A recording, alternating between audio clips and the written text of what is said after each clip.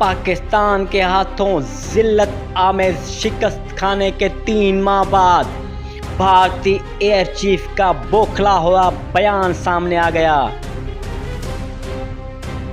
پاکستانی شاہینوں کے ہاتھوں اپنی فضائی طاقت کا بھرم ٹوٹنے کے بعد بھارت اب نئی کہانیاں گڑھنے لگا۔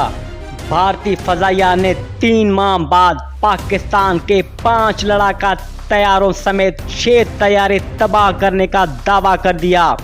پاک فضائیہ کے شاہینوں سے 6 طیارے گروانے کے 3 ماہ بعد بھارتی ایئر چیف بوکھلاہٹ کا شکار ہو گئے۔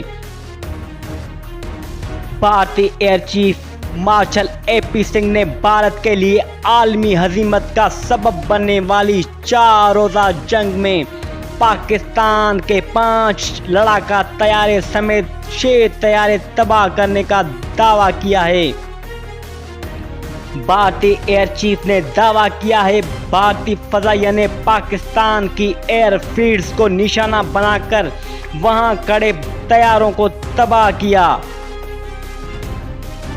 اب 3 ماہ بعد بھارتی ایئر چیف کا کہنا ہے کہ ہم نے اپنی صلاحیت ثابت کر دی، لیکن حقیقت یہ ہے کہ دنیا عالمی میڈیا تک نے اس کو مہر قائم میں پاکستان کی برتری کو تسلیم کیا۔